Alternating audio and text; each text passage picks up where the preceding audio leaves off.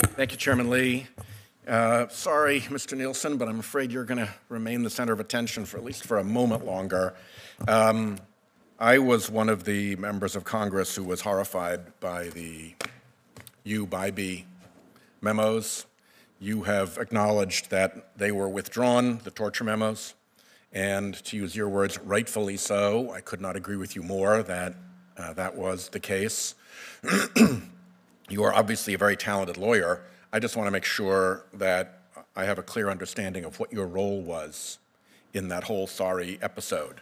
As I understand it, you came to the department in 2001 as Special Assistant to the Deputy Attorney General, to the DAG. Is that correct? That is correct, yes. In that role, did you have any contact with what was going on at OLC on these torture memos?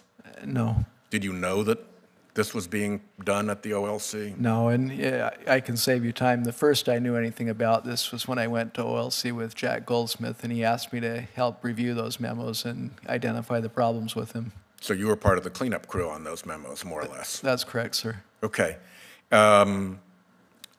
So is it,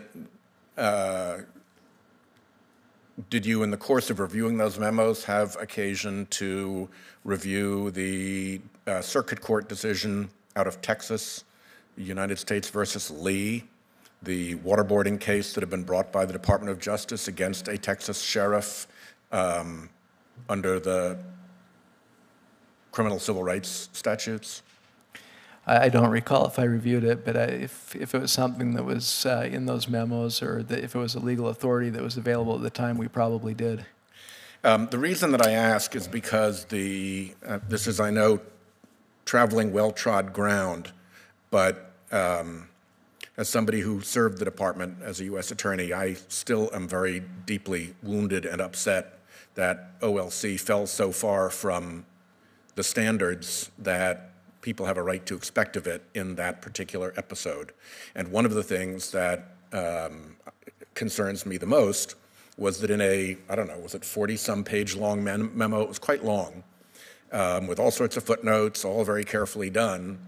You got a case out of a circuit court of appeal in which the criminal defendant who was convicted was an official who had strapped defendants into chairs, tipped them back, and used water and towels to interfere with their breathing. If that's not waterboarding, I don't know what is. Waterboarding was a flat board, this was a chair. Other than that, it's hard for me to see what the discrepancy is. And the failure of that opinion to even address that decision. It's one thing to take a decision that is hostile precedent and try to distinguish it for your client. Lawyers do that all the time. It's another thing to be sending out an opinion that fails to address a case that is that on point at the circuit court level, fails to even mention that it exists. And I just want to make sure that you are completely, I don't want anybody to go on to a court of the United States who would tolerate that kind of work. I hope and expect that if you are a judge and you find a lawyer who comes in before you who fails to even mention adverse precedent, that you will demand that they have a pretty darn good excuse for not bringing that up to you in terms of their duty of disclosure and candor to the tribunal. Is that a fair expectation for me to have of you? I believe that's a very fair expectation. I think a lawyer has a duty to consider all adverse precedents and to disclose them. So what conclusions, if any, should I draw from the 2000 letter in which you look back at this episode, it appears, and said that Mr. Bradbury, for instance, should have a clean bill of health and nobody should quarrel with either his reputation or that of OLC related to the torture memos?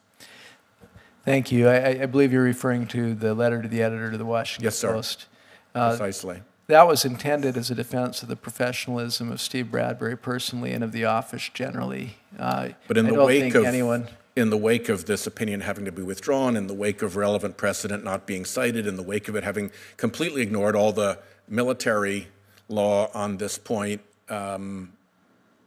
it seems like there might be a little asterisk that should have been in that letter.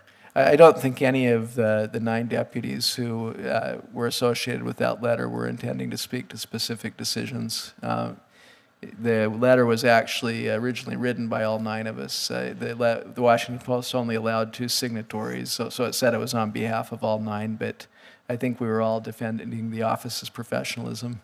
Okay. Thank you. Appreciate it.